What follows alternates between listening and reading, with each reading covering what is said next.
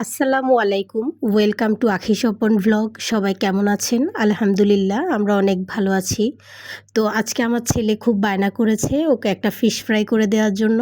তো এজন্য আমি আজকে একটা তেলাপিয়া মাছ নিয়েছি। এটাকেই ফ্রাই করব। তো চলুন পুরো প্রসেসটা আপনাদের সাথে শেয়ার করি। আজ আমি এই তেলাপিয়া মাছটাকে একটু স্পেশালভাবেই ফ্রাই করব। তো প্রথমে আমি এর জন্য একটা আধা কেজি ওজনের একটা তেলাপিয়া মাছ নিয়ে নিয়েছি আর ওটাকে ভালো করে ধুয়ে পরিষ্কার করে নিয়েছি। নিয়ে পেটটাকেও একদম কেচি দিয়ে কেটে নিয়েছি ভালো করে, যেন মশলা তেল সব কিছু ভালোভাবে ঢোকে এবং ভালোভাবে ফ্রাই হয়। তো এটাকে প্রথমে এক্সট্রা পানিটা আমি টিস্যু দিয়ে মুছে ফেলছি। তো মুছে ফেলে এবার আমি একটা বাটিতে সব যা যা মশলা দিব সেগুলো দিয়ে নিচ্ছি। প্রথমে লবণ, হলুদ, মরিচ, তারপরে জিরে গুঁড়ো, ধনে গুঁড়ো, একটুখানি আদা বাটা আর একটু রসুন বাটা নিয়েছি, আর সাথে নিয়ে নিয়েছি একটুখানি ভিনেগার আর দিচ্ছি ফিশ সস। এগুলো দিলে টেস্টটা খুব ভালো হয় এজন্য। এবার আমি সব মশলাগুলোকে একসাথে মিশিয়ে মাছের গায়ে মেখে নেব। তো মাছের গায়ে এমনভাবে মাখাতে হবে যেন আমি যে কাটগুলো করেছি প্রত্যেকটা কাটের ভেতরে ভেতরে মশলাগুলো ঢুকে যায়, আর কাটগুলো একটু ডিপ করে করেছি যেন ভালোভাবে ফ্রাই হয়, মশলাও ঢুকে। তো ভালোভাবে একদম মাসাজ করে নেব মাছের গায়ে। তারপরে এই পর্যায়ে বাকি মশলার মধ্যে একটুখানি তেল দিয়ে দিচ্ছি। তেলটা আমি সর্ষের তেলে দিচ্ছি। সর্ষের তেল দিলে আমার ভালো লাগে, আর ফ্রাই করব আমি সর্ষের তেল দিয়ে। তো সব কিছু দিয়ে একদম মাছের গায়ে ভালোভাবে মেখে নিচ্ছি।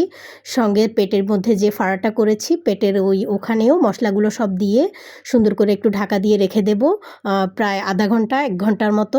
এতে করে ম্যারিনেশনটা খুব ভালো হবে। এইবার আমি মাছটাকে কোট করার জন্য এখানে একটা মিক্সচার রেডি করব। মিক্সচারের মধ্যে প্রথমে দিয়ে দেব ময়দা, আর একটুখানি দিয়ে দেব কর্নফ্লাওয়ার, আর দিয়ে দেব একটুখানি লবণ, আর দিয়ে দেব একটুখানি মরিচ গুঁড়ো। এগুলো দিয়ে ভালোভাবে মিক্সড করে নেব। মিক্সড করে এটাকে সুন্দর করে ডিশের মধ্যে ছড়িয়ে নেব।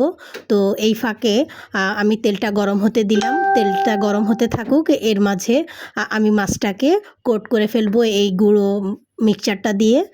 তো মাছটাকে এমনভাবে কোট করতে হবে যেন খুব সুন্দর করে পুরো মাছের গায়ে একদম এপিট ওপিট ভালো করে কোট হয়ে যায়। তো ভালো করে যে মিক্সচারটা দিয়ে কোট করার পরে এক্সট্রা যে গুঁড়োগুলো আছে সেই গুঁড়োগুলো আমি সরিয়ে ফেলবো।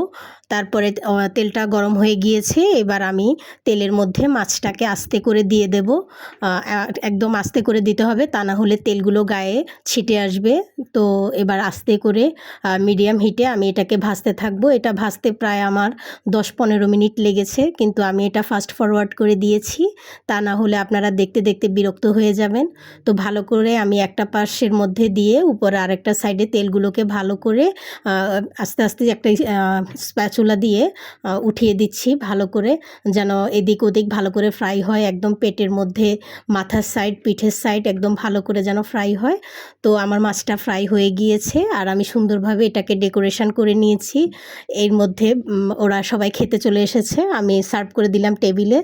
তো আজকে আমার রেসিপিটা যদি আপনাদের কাছে ভালো লেগে থাকে তবে সবাই বাসায় একবার হলেও ট্রাই করবেন, এটা খুব মুচমুচে হয়। তো আর আমার রেসিপিটা ভালো লেগে থাকলে আপনারা প্লিজ একটা লাইক করবেন, কমেন্টস করবেন, শেয়ার করবেন, আর ফলো বাটনে ক্লিক করে আমার পাশেই থাকবেন। ধন্যবাদ সব।